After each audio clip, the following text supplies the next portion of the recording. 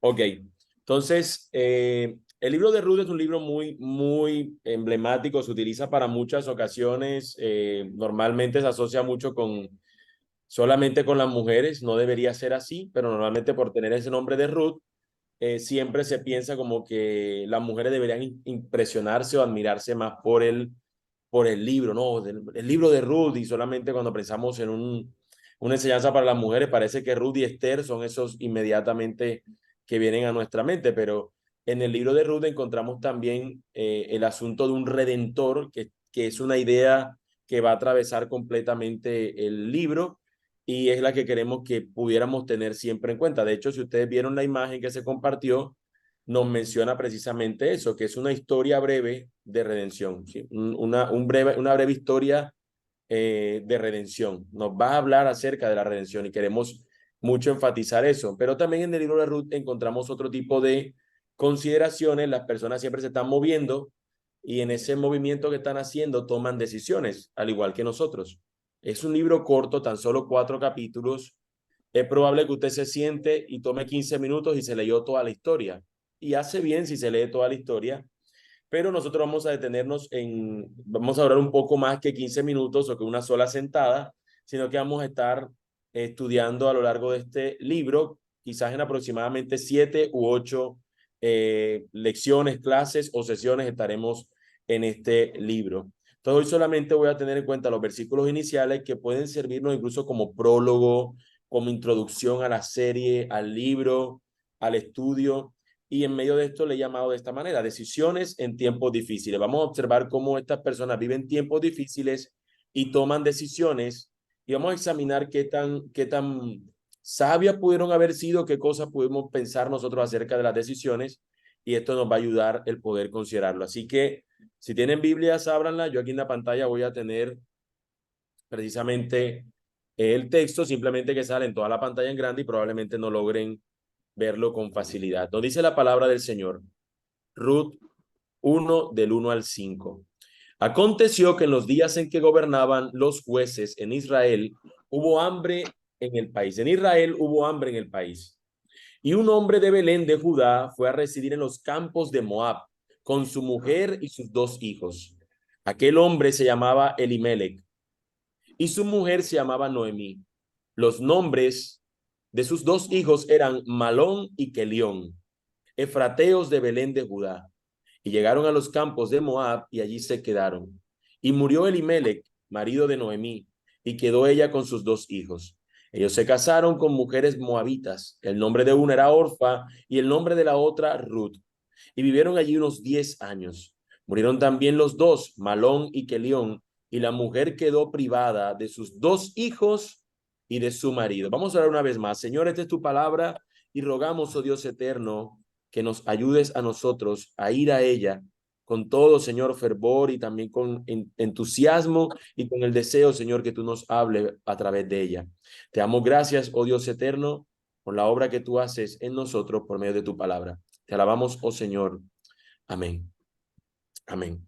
Bueno, yo he querido separar este texto y quizás en la primera separación es donde voy a hablar mucho del contexto como tal del libro. He querido separarlo según algunas descripciones que observo que nos pueden ayudar precisamente a este asunto. La primera parte la he dividido en la partecita inicial del texto como tal, que viniera a ser, no sé si esto me permite aquí, que viene a ser esta parte de aquí hasta aquí, hasta donde dice jueces, ahí me pasé. Entonces, aconteció que en los días en que gobernaban los jueces, ese fue un tiempo ahí donde estaba ocurriendo, y luego nos va a decir que en Israel hubo hambre en ese tiempo donde gobernaban los jueces. Entonces, vamos nosotros a observar precisamente allí como una especie de división. En ese tiempo donde gobernaban los jueces, vamos a observarlo allí como un primer periodo donde vamos a observar algunas consideraciones de estos tiempos difíciles que he mencionado. En siguiente vamos a ver desde la parte donde dice en Israel hubo hambre en el país hasta el versículo 2. Vamos a observar una segunda etapa, por decirlo así, o un segundo periodo u otro tipo de tiempo difícil. que lo vemos allí que tiene que ver con el hambre. Y por último, de los versículos 3 hasta el 5, vamos a ver otro tiempo difícil que tiene que ver con la muerte, como bien leímos. Entonces, en el primero, como les menciono, me voy a enfocar mucho en lo que viene a ser el contexto histórico o cultural de la carta, estoy con el tema de carta, de este libro como tal. Entonces, ese tiempo yo lo he llamado tiempo de inmoralidad. Se le llama esto el tiempo de los jueces. Dice el texto, aconteció que en los días en que gobernaban los jueces, nos dice allí, gobernaban unos jueces. Bueno, ¿por qué le he llamado tiempo de inmoralidad? Bueno, cuando nosotros vemos que nos hace esta mención del tiempo en que gobernaban los jueces, nosotros podemos o deberíamos recordar, o no sé si alguno sabe que hay un libro de la Escritura que precisamente se llama de esa manera, el libro de los jueces. Y se le llama jueces a una serie de personajes que fueron apareciendo en un periodo de la historia del pueblo de Israel, que sirvieron como jueces de la nación, es decir, aplicaban de una u otra manera la justicia divina en medio del pueblo. No eran profetas, no eran sacerdotes, tampoco eran reyes, aunque Samuel viene siendo un sacerdote, profeta, o un sacerdote no, más bien un profeta, un servidor en el templo, y este hombre terminó siendo también un juez. Pero la idea era que el Señor empleó durante un periodo de la historia del pueblo de Israel, utilizó a ciertos hombres, no como unos héroes en particular, sino que estos hombres eran unos siervos del Señor. Él los empleaba para que puedan aplicar justicia a su pueblo, para que puedan servir de esa manera. Entonces, aquí nos está diciendo que en tiempos de esos jueces es que esta historia se desarrolla. Ahora, ¿por qué le he llamado un tiempo de inmoralidad? Bueno, en el libro de Jueces, que es otro libro de la Biblia, tenemos, después de la historia de Josué, va a aparecer el periodo de los jueces, que es un periodo entre que el pueblo ya está en la tierra prometida, esa tierra que Dios le había prometido cuando lo libertó de Egipto, hasta el tiempo donde ellos empiezan a tener reyes, es decir, la monarquía. Antes de la monarquía y después de ellos de haber empezado a conquistar la tierra prometida, en ese periodo de tiempo está ubicado este periodo de los jueces. Ahora, se nos dice continuamente, pero continuamente, todo el tiempo se nos dice en el libro de los jueces que en ese tiempo cada persona hacía lo que mejor le parecía. La gente hacía y vivían en periodos de inmoralidad, periodos de idolatría, periodos de desatención del Señor, periodos donde olvidaban que ellos eran el pueblo del Señor, que ellos debían apartarse de los pueblos impíos. Así que ellos podían vivir de una manera desenfrenada. Y en esos tiempos el Señor, cuando el pueblo otra vez entraba en ese declive, levantaba un nuevo juez para que trajera libertad a la nación por los pueblos que los estaban subyugando, pero también para que a su vez le volviera a recordar su compromiso con él. Así que siempre vemos en este libro de los jueces que empiezan ellos en un declive y luego el Señor levanta un nuevo juez y este juez ahora trae otra vez libertad a la nación y los lleva nuevamente a que consideren al Señor como su Señor. Y allí termina bonito la historia con ese juez, pero tan pronto muere ese juez, el pueblo otra vez entra en una espiral de descenso hacia la inmoralidad, la idolatría, el rechazo al Señor y a sus cosas. Se empiezan a adorar a otros dioses y vuelve otra vez otra nación a querer conquistarla, sobre todo los filisteos. Y el Señor entonces nuevamente levanta a otro juez para que le sirva al pueblo, lo liberte y una vez más lo conduzca a la adoración a él. Y otra vez muere ese juez y se inicia de nuevo en ese libro la espiral. Así que constantemente vemos esta especie de onda, ¿no? Como que la gente sube y vuelve y baja y otra vez sube y otra vez baja. Entonces, es un tiempo donde se ve de esa manera. Y en ese tiempo, el pueblo tendía a no considerar a Dios en sus decisiones. Una de las cosas que hacía el pueblo del Señor en esos tiempos de los jueces era que no consideraba al Señor en cada una de sus decisiones. Todo lo hacía como bien mejor le parezca. ¿Qué es lo mejor que nos parece? Bueno, a mí me parece que está bien si yo quiero adorar un monigote y lo pongo allí en la cabecera de mi cama. Y otro decía, bueno, yo creo que está bien de que yo pudiera considerar el hacer este tipo de práctica y considerar a este Dios como mi Dios. Cada quien hacía lo que mejor le parecía. Cada quien podía decidir si estaba bien considerar una mujer, dos, tres, y no lo que el Señor decía. Cada hombre se convertía en su propia justicia, en su propia búsqueda de justicia. Cada hombre era quien determinaba qué era lo bueno y qué era lo malo, y no era el Señor quien lo hacía. Este tiempo se caracterizaba por eso. Así que las personas cuando tomaban decisiones, muchas veces no consideraban el pacto que habían hecho con el Señor. Muchas veces no consideraban lo que ellos tenían o lo que ellos debían hacer considerando al Señor. Por eso vamos a observar que para un hombre israelita que estaba en la tierra prometida, en Belén, Efrata, le pudo parecer bien irse a un pueblo que no era el pueblo del Señor, porque él se encontraba con hambre. Ahorita vamos a hablar un poco acerca del tema del hambre, pero puedo adelantarlo un poco. Este tiempo de inmoralidad llevaba a que las personas tuvieran también un tiempo que pudiéramos cambiar también la palabra inmoralidad Morgan por un Freeman. tiempo de incredulidad. Dios dejaba de ser aquello que para ellos tenía que ser su mayor credo. Ellos dejaron de considerar a Dios como su Dios. Ellos dejaron de considerar a Dios, o bueno, en ocasiones lo hacían. Dejaban de considerar a Dios como el Dios al que ellos debían adorar. Y esa es la característica principal del periodo de los jueces. Por eso nos lo presenta el texto, para que sepamos en qué periodo de la historia nos encontramos, pero también que sepamos cuál era el corazón de las personas en ese tiempo. No era normal, no era habitual encontrar pueblo que adorara al Señor. No era algo común encontrar personas que hicieran eso o que consideraran al Señor como parte importante de su vida. Así que el tiempo de inmoralidad o en tiempo de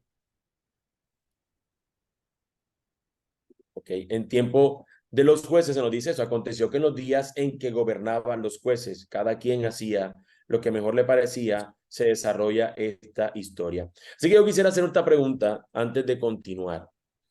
¿Qué decisión tomaremos al vivir en medio de tiempos inmorales? Yo le puse el título y como les presentaba al inicio, el título de la enseñanza es este: decisiones en tiempos difíciles. Nosotros tomamos decisiones y vivimos tiempos difíciles. Ahora, el primer tiempo difícil que les he presentado es un tiempo de inmoralidad o un tiempo de incredulidad. Creo que mejor le hubiese puesto ese título de incredulidad. Reconozco ahora que quizás el término inmoralidad no encierra lo que sí encierra incredulidad, que era más el contexto de los tiempos de los jueces. Así que pensando en un tiempo de incredulidad, un tiempo donde prefiere no creerse en Dios y no tomar a Dios como aquel a quien yo debo considerar y consultar para tomar una decisión, en esos tiempos de incredulidad, como en el tiempo donde los jueces gobernaban, una familia o un hombre llevó a su esposa y la trasladó del lugar donde él no tenía que moverse y se movió a un lugar donde él no debía hacerlo. ¿Por qué? Porque él estaba en el lugar que Dios le había prometido. Para nosotros hoy, quizás no es fácil poder pensar, bueno, yo cómo sé si este es el lugar que Dios me prometió y por qué no me puedo mudar o por qué sí me podría trasladar. ¿Qué es lo que implica? Bueno, yo creo que forma la decisión es mucho más que simplemente una oportunidad o financiera o de crecimiento laboral. Deben haber más cosas que me permitan a mí el poder avanzar en la toma de decisiones. Por ejemplo, yo soy del pueblo de Dios, debía haber dicho Elimelech. Y aunque esté padeciendo, yo soy de este Dios que ha prometido darme esta tierra y que me la ha dado. Pero eso no fue lo que hizo él. Él simplemente cuando vio la escasez terminó trasladándose a otro lugar. Así que en tiempos, y esta la pregunto otra vez, ¿qué decisión tomaremos al vivir en medio de tiempos inmorales o qué decisión tomaremos al vivir en medio de tiempos de incredulidad? Cuando todo el mundo parece que toma decisiones donde no considera a Dios, donde parece que es tonto que tú pienses y digas, hay un Dios al cual yo adoro y al cual yo voy a buscar lo que me dice en su palabra para yo ser guiado por él. En ese tipo de tiempos donde la gente ignora lo que el Señor pudiera enseñarnos o decir o esperar de nosotros, ¿a quién vamos a creerle? ¿A quién vamos a obedecerle?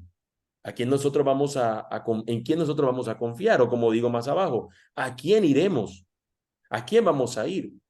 El propósito del libro de Ruth es mostrar que en medio de estas situaciones hay un redentor que va a venir a solucionar, por decirlo de una manera, el problema que van a tener estas mujeres. La mujer del nombre de la historia, que es Ruth, y su suegra, Noemí, van a solucionar sus problemas en la figura de alguien llamado el pariente redentor. La historia de Ruth gira en torno al encuentro y al descanso en la obra de este pariente redentor. Por eso le hemos llamado una breve historia de redención, una breve historia que nos conduce a un redentor. Vamos a ver cómo Booz se va a convertir en este que de una manera anticipada nos presenta lo que es un redentor para aquel que se acerca a él. Así que en tiempos de inmoralidad o en tiempos de incredulidad, nosotros debemos ser este pueblo que cree en aquel que es el Redentor. ¿A dónde vamos a ir? ¿A dónde más? Al Redentor, al Señor.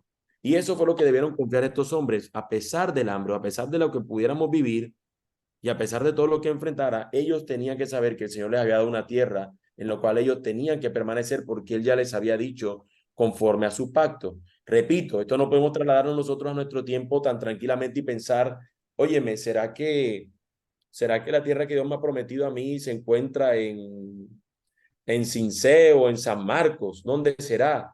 O en Soledad o en Puerto Colombia. ¿Dónde se queda la tierra? No se trata de algo como eso, se trata de que nosotros observemos y analicemos los tiempos de incredulidad en los que vivimos y nosotros obedecer al Señor por primero, antes que a cualquier mortal o ante cualquiera de los hombres, incluyéndonos a nosotros. Deberíamos nosotros preocuparnos por la cosa que el Señor espera que nos preocupemos.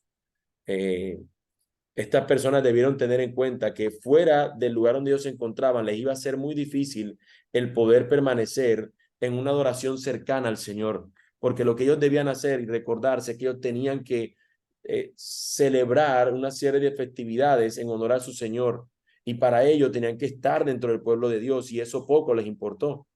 Hay personas que muchas veces consideran tomar decisiones de este tipo, incluso de traslado, y no consideran dónde me voy a congregar, por ejemplo. ¿Será que en el lugar donde voy, en ese pueblo, hay una iglesia de sana doctrina donde yo pueda crecer y seguir creciendo, conociendo al Señor y también poder servir a futuro? Hay decisiones que tenemos que tomar conforme a lo que el Señor nos dice que nosotros deberíamos esperar o vivir nosotros como cristianos. Así que esa es una primera consideración que nos lleva incluso a considerar el contexto de este libro. Ahora, siguiendo con el mismo libro, sí, perdón, siguiendo hacia los siguientes versículos, nos encontraremos entonces con un tiempo de escasez o algo que también podríamos llamar un tiempo de hambre, ¿sí? Un tiempo cuando las cosas, cuando la economía está afectada. Y fíjense lo que nos, miren lo que nos dice Ruth 1 de la parte 1b al versículo 2. Nos dice el texto. En Israel hubo hambre en el país, y un hombre de Belén de Judá fue a residir en los campos de Moab con su mujer y sus dos hijos. Aquel hombre se llamaba Elimelech y su mujer se llamaba Noemí. Los nombres, perdón, de sus dos hijos eran Malón y Kelión, efrateos de Belén de Judá. Y llegaron a los campos de Moab y allí se quedaron.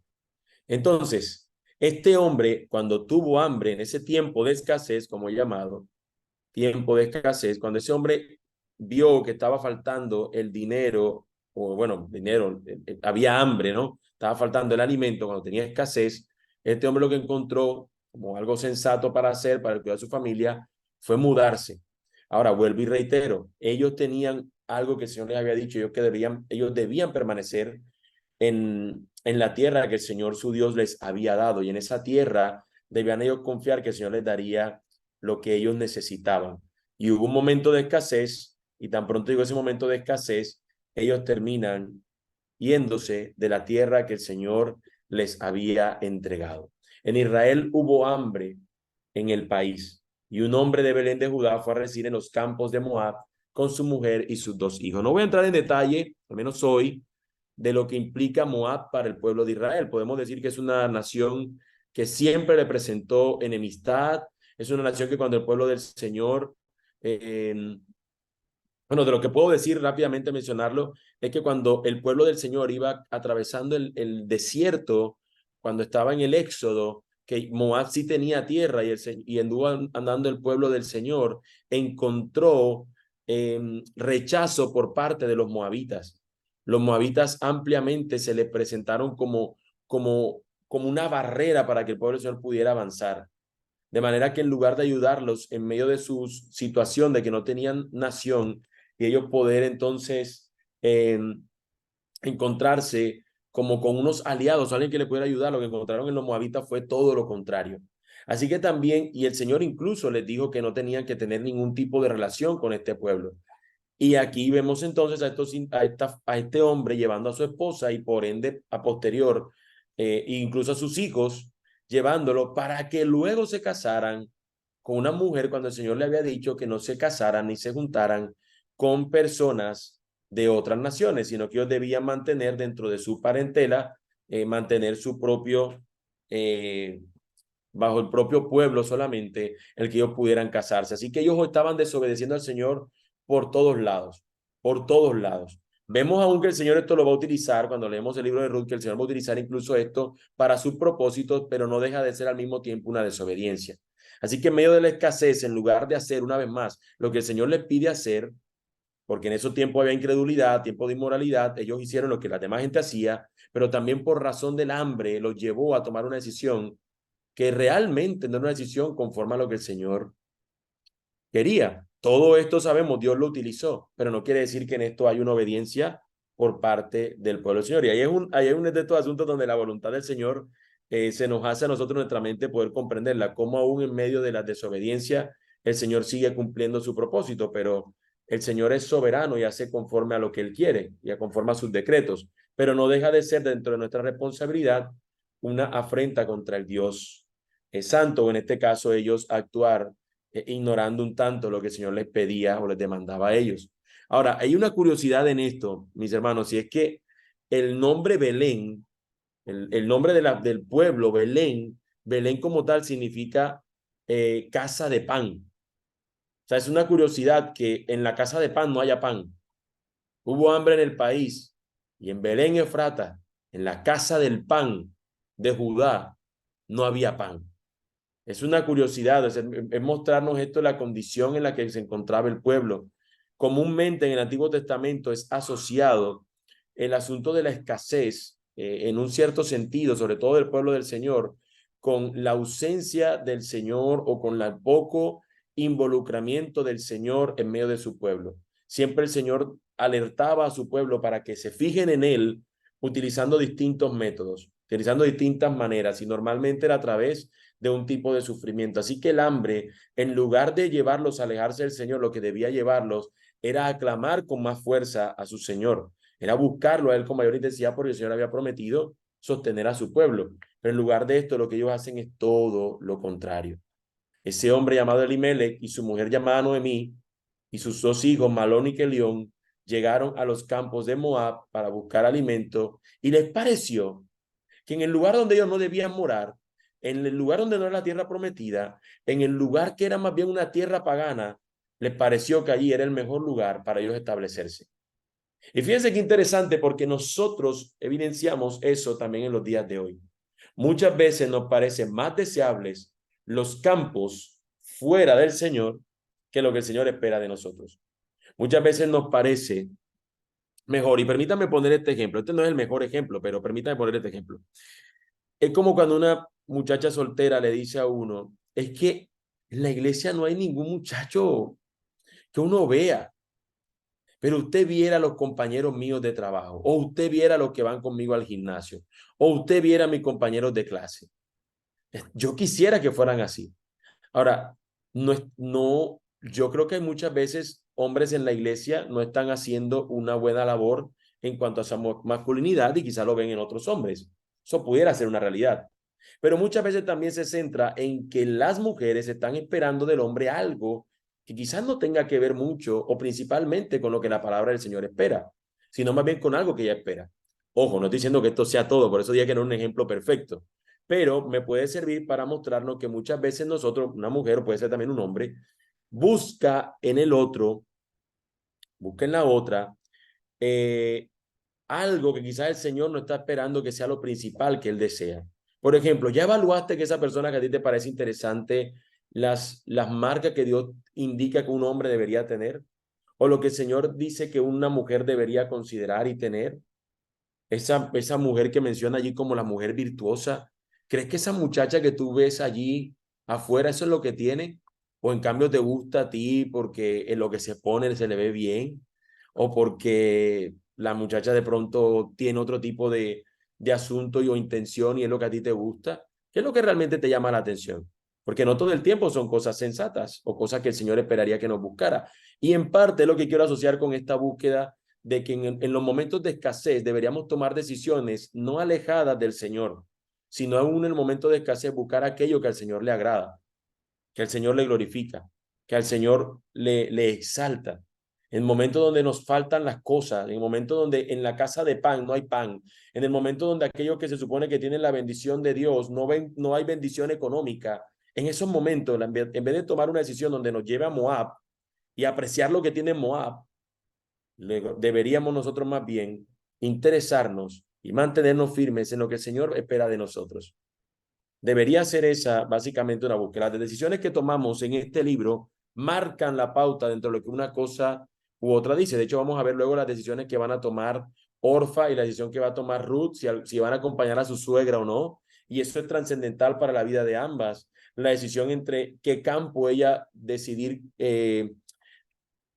cegar, recoger la semilla, en cuáles de los campos, cómo fue guiada por el Señor. De hecho, ese quizás es la frase principal de este texto cuando nos dice que Ruth vino a cobijarse bajo las alas del Dios poderoso, bajo las alas del Dios en quien tú has venido a refugiarte. Y eso es lo que ella encuentra en el Señor. Por eso toma la decisión de irse con su suegra, que entre otras cosas ya había dejado de ser su suegra porque el vínculo se había roto. Y esta mujer, en cierta manera, nosotros consideramos que se había roto, pero había ahí una cierta implicación. Sin embargo, esta mujer dándole vía libre para que continúen a que se vuelvan a casar, van a encontrar todo lo contrario. Así que hay decisiones que estamos tomando continuamente, se están tomando en este libro, y una de ellas tiene que ver cuando ellos están padeciendo hambre. En lugar de mantenerse en lo que en lo que debían esperar ellos en Dios, hacen todo lo contrario, encuentran algo más valioso en la tierra de Moab. Llegaron a los campos de Moab, seguramente cuando llegaron a los campos de Moab dijeron, oye, nuestros campos están todos, ya no tienen nada, no están produciendo nada, hay hambre, hay sequía tal vez, aquí todo está reverdecido, aquí todo está chévere, hombre, aquí vamos a quedarnos. Este es nuestro sueño, ¿no? El sueño americano, diríamos nosotros hoy, aquí está, ¿para dónde más vamos a coger? Y esto terminó de una u otra manera alejándolos de lo que el Señor esperaba de aquellos que pertenecían a su pueblo. Entonces la pregunta es similar a la anterior. ¿Qué decisión tomaremos al atravesar tiempos de escasez? ¿Qué decisiones vamos a tomar? ¿Cuáles son las decisiones que vamos nosotros a tomar? Listo, estoy viviendo esta escasez, tengo que prepararme porque lo que tengo aquí se me va a ir agotando o lo que tengo no me alcanza.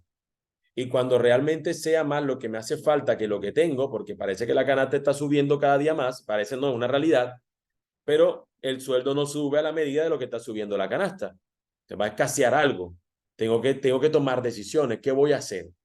¿Qué voy a implicar? ¿Qué haré? No voy a dedicarme más tiempo. Permítame poner otro ejemplo. Voy a dedicarme más tiempo en el trabajo para que me pueda alcanzar más, pero dedicarle más tiempo al trabajo va a implicar que sí, voy a ganar quizás más, me van a pagar un par de horas más, pero ¿cómo voy a afectar a mi familia? ¿Cómo va esto a hacer que mi familia de cierta manera me aleje más de ellos? Entonces, ¿qué es más valioso? Entonces, esa es una decisión familiar. Pero hablando principalmente de nuestro asunto con el Señor, en tiempos de escasez, ¿cómo tú ves a Dios? ¿Cómo Dios qué qué tan amoroso ves tú a Dios? ¿O cómo tú mides el amor de Dios cuando tú estás padeciendo escasez? Dios nunca ha dejado de ser amoroso, nunca ha dejado Dios nunca ha dejado de ser amor. Pero para nosotros la medida del amor de Dios muchas veces es equivalente a la escasez o a la abundancia que tengamos. No tenemos abundancia, oh, qué bueno es Dios. Pero cuando tenemos escasez, seguimos llamándolo bueno. ¿Qué decisión vamos a tomar respecto a él? No, ya no voy a orar. No, ya no voy a leer la Biblia. Yo he orado y he leído la Biblia. Mira cómo me pagó el Señor, dándome esta mala racha.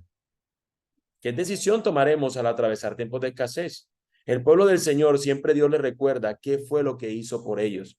Ellos pudieran estar atravesando la peor decisión en el presente, pudieran estar siendo perseguidos, pudieran tener gente que los estaba sitiando, estaba alrededor de la ciudad y los estaba dejando aguantar hambre. Podía el pueblo del Señor estar atravesando un momento de que no había lluvia y por ende no habían cultivos y no había nada. Pudiera estar pasando lo que sea. Y lo que el Señor principalmente le recordaba era: yo soy el Señor tu Dios que te saqué de Egipto. Yo te liberté.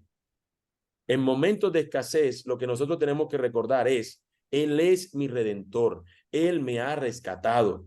Yo puedo pasar miles de cosas en este mundo, pero ciertamente Él hizo lo que nadie más podía hacer y ya suplió esa necesidad que yo tenía. En la cruz del Calvario, Él pagó mis pecados, pagó mi deuda y ahora soy de Él. Las circunstancias difíciles me ayudan y construyen una especie de vía que me lleva al Redentor, que me lleva al Señor. Por eso la pregunta es: ¿a quién iremos? En tiempos de escasez, ¿a quién vamos a ir? Deberíamos considerar al Señor. Por último, se presenta en la historia un tiempo de muerte o un tiempo de pérdida de seres queridos. Van a quedar viudas 3 mujeres. Dice el texto: y murió Elimelech, marido de Noemí, y quedó ella con sus 2 hijos. Ellos se casaron con mujeres moabitas. El nombre de una era Orfa y el nombre de la otra Ruth. Y vivieron allí unos 10 años.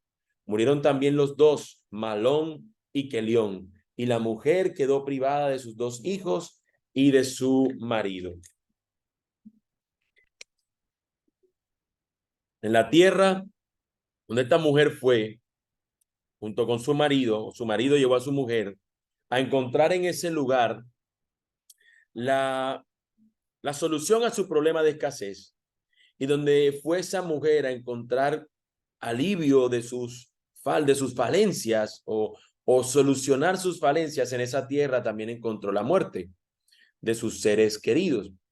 No sé la realidad del por qué se nos dice que murió este hombre y después de que ellos se casan, daría la impresión que probablemente se trata de que mientras el papá estaba, no quería que sus hijos se casaran con mujeres de esta tierra. Pudiera ser eso, o pudiera ser simplemente que sus hijos estaban en edad de no casarse o en poca edad, y evidentemente su padre no los había contemplado para el casamiento o no era el tiempo, no lo sé.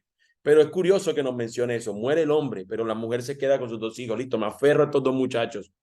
Me voy a quedar aquí con ellos mientras ellos vivan. Ellos me van a sostener porque las viudas eran sostenidas en este tiempo y era parte de la ley por sus hijos. Pero mueren sus 2 hijos después de 10 años de estar allí y nunca habían contemplado regresar.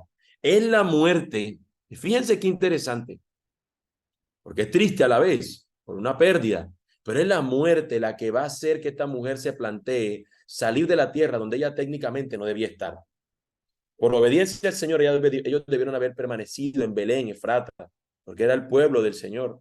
Pero salen, y es después de la muerte de aquellos en los cuales ella se había aferrado y había confiado en sus decisiones, cuando ella toma entonces la decisión de decir: me regreso, porque va a mostrarnos más adelante, para la siguiente enseñanza, vamos a ver precisamente eso, la decisión que toma la mujer de volverse a la tierra de donde había salido. Así que la muerte le presenta a esta mujer el último de los tiempos difíciles que veremos al menos hoy. Primero que vimos fue el tiempo de incredulidad y de inmoralidad. El segundo, el tiempo de hambruna, el tiempo de escasez. Pero quizás de estos, uno que fuertemente que nos afecta es cuando tenemos la pérdida de alguien a quien amamos. En este caso, una mujer tenía a su esposo y lo pierde, pero tenía sus 2 hijos y también los perdió. Todos sabemos que esto no tiene nombre, que es una situación difícil, que perder un hijo debe ser de las peores emociones que puede experimentar, de los peores sucesos que puede experimentar una persona. Sin embargo, aún aquellos que han padecido, esto puede servirle para que puedan encontrarse con el Redentor. Así que si alguno hay aquí que tiene esta situación, espero que sobre el final pueda esto servirles como un camino para poder ver al Señor. Cuando esta mujer atraviesa la muerte, va a tomar la decisión de devolverse a la tierra de donde no debió haber salido, devolverse a su Dios. Sin embargo, cuando se va a volver, se vuelve con amargura. Ya no me llamen ninguna Noemí, llámenme ahora Mara, porque estoy amargada por causa de mi situación. Y así muchas veces le pasa a los individuos cuando encuentran que no pasan la cosa como quieren e incluso terminan perdiendo a seres queridos. Encuentran en el Señor que es simplemente un productor de amargura en lugar de ver en el Señor un dador de gozo, porque me ha quitado algo que amaba. Y es doloroso el perder un ser querido. Sin embargo, nosotros también tenemos que examinar, también tenemos que recordar que hay un Dios de amor que nos puede dar consuelo en medio de nuestros quebrantos y en medio de nuestros dolores, porque Él, Él entregó a su Hijo unigénito, inocente. La Escritura dice que cualquiera de nosotros merecería el recibir la muerte como paga por nuestra maldad. pero Jesucristo no. El Hijo unigénito de Dios no. Sin embargo, es entregado. Dios de tal manera nos amó al mundo, que dio a su Hijo unigénito, para que todo aquel que en él crea no se pierda, mas tenga vida eterna. Y eso hizo este Padre, entregó a su Hijo. Ahora, esta mujer lo pierde, y no es ser insensible con ello, no es ser insensible cuando las personas pierden seres queridos.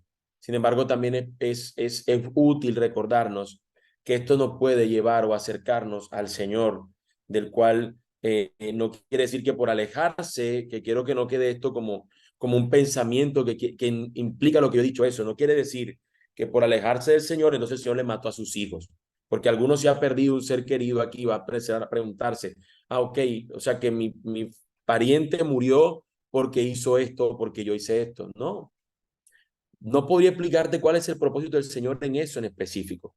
Simplemente que ocurrió, es lo único que podemos observar. Pero en medio de eso, esto puede servir para acercarte a Él. Así como la incredulidad, la inmoralidad nos debe llevar a correr a Él. Así como cuando tenemos escasez debiera llevarnos a ir a Él, también el tiempo de muerte debería llevarnos a acercarnos a Él en lugar de alejarnos. Así que Él es precioso, Él es bueno y a Él podemos nosotros acudir cuando este tipo de cosas también ocurren. Así que esperamos de la manera más sensible y amorosa que se pueda, si alguno padece esto, poder acompañarlo en medio de su aflicción y poder recordarle lo bueno y maravilloso que es el Señor. Y esa es la pregunta que implica meditar en esto. ¿Qué decisión tomaremos al atravesar tiempos de muerte? ¿Qué diremos acerca de nuestro Señor? ¿Qué es Él o quién es Él para nosotros? ¿Qué, cómo es visto por nosotros cuando la muerte llega y toca la puerta de nuestros hogares? ¿Qué, qué termina siendo Dios para nosotros? ¿Cómo lo empezamos a llamar? Yo he escuchado, y seguramente ustedes también, personas que cuando han tenido la pérdida de un ser querido, de repente el grito de reclamo y de desespero ante el Señor es es tremendo, tremendamente eh, feo contra el Señor. Personas que desafían al Dios soberano y bueno. Personas que dicen, bueno, la pregunta normal, ¿por qué me lo llevaste? ¿Por qué te lo quitaste? ¿Por qué ya no vuelvo a confiar en ti? ¿Eres malo? ¿Eres perverso? ¿Qué decisión tomamos respecto a Dios cuando atravesamos tiempos como estos? ¿A quién iremos? ¿A quién le creeremos? ¿A quién nosotros le daremos gloria entonces? En tiempos de muerte fue lo único que pudo hacer que esta persona o esta mujer tomara la decisión de regresarse. Ella va a escuchar, oh, ya hay pan en la casa del pan, me vuelvo.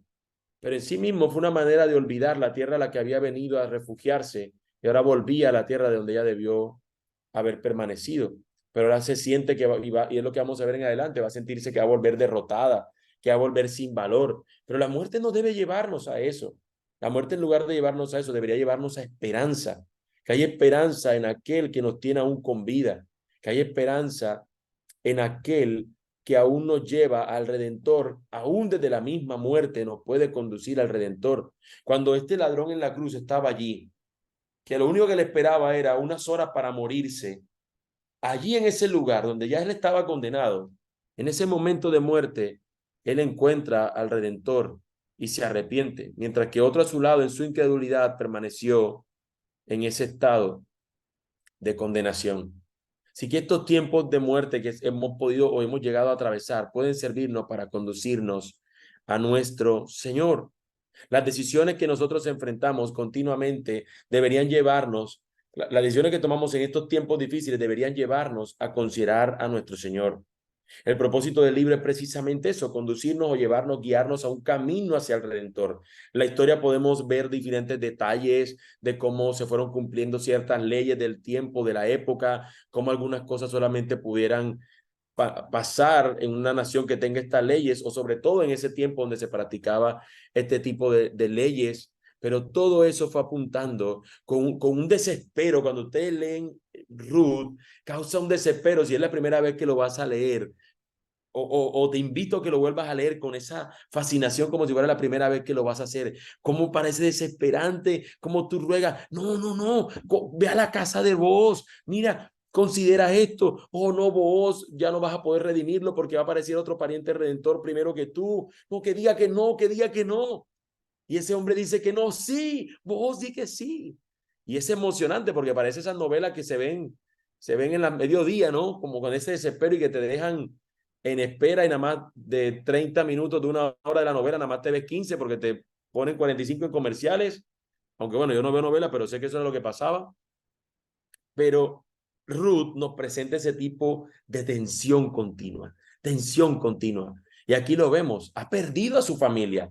¿Dónde se va a refugiar una mujer que se quedó indefensa, desprovista de marido, ya no tiene quien la cuide, pero tiene a sus hijos que la cuidaban? Durante 10 años lo pudo hacer, pero ahora pierde a sus hijos.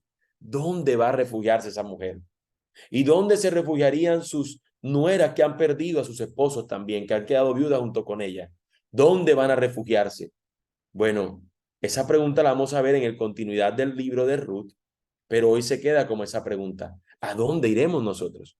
Cuando atravesamos tiempos difíciles, ¿a quién iremos? Y es precisamente esta la conclusión que me gustaría que pudiéramos nosotros considerar. Y es que en todo tiempo difícil puede llegar a ser una oportunidad para conocer al Redentor. Todo tiempo que nosotros pudiéramos atravesar, sean algunos como esto, tiempo de incredulidad, tiempo donde vemos inmoralidad a nuestro alrededor, tiempo donde está la escasez, el hambre, la agonía por algo, tiempo donde incluso la misma muerte llega. Y cuando digo llega es que perdemos un ser querido, no como si la muerte fuera un ser místico y que llegó a nuestra puerta. Cuando hablo de la muerte es cuando alguien fallece a nuestro alrededor, alguien cercano. Cuando llegan este tipo de cosas, cualquiera sean los tiempos que vivimos, todo tiempo difícil puede llegar a ser una oportunidad para conocer al Redentor. Y es que yo pudiera poner allí, todo tiempo difícil es una oportunidad para conocer al Redentor. Y lo puedo decir tranquilamente, pero ocurre algo. Y es que muchas veces somos nosotros los necios, somos nosotros los duros de cabeza, de cerviz, como dice la escritura en la versión Reina Valera, esa duro de cerviz.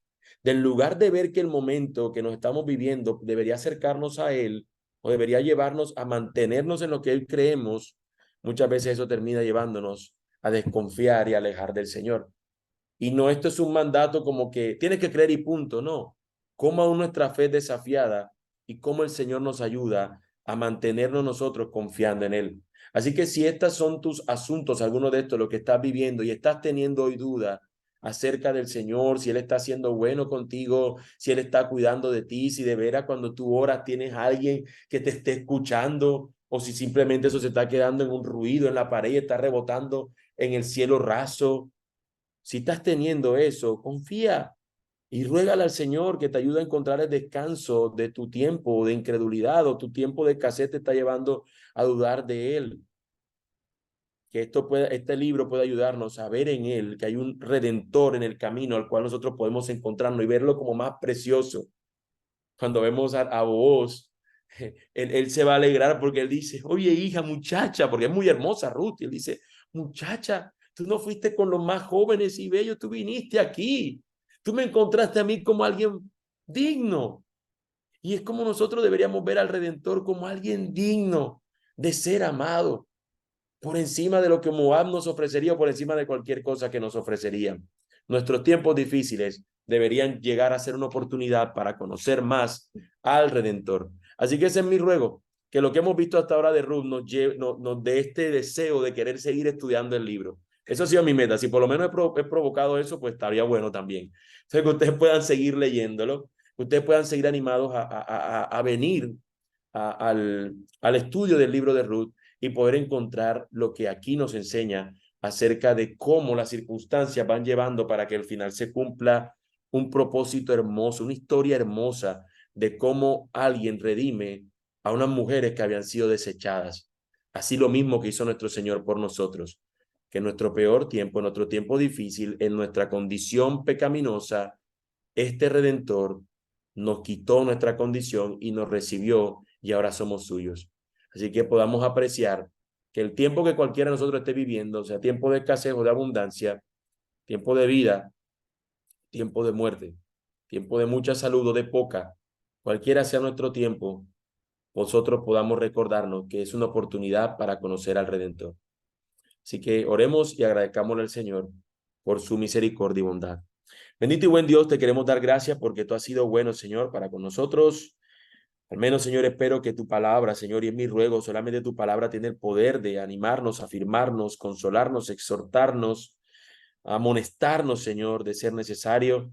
Y ruego, Señor, que esto que hemos escuchado o leído de tu palabra, Señor, pueda ser útil para que a nosotros nos conduzca, Señor, a un pensamiento de, de saber, Señor, que tú eres glorioso, eterno, poderoso, bendito Dios.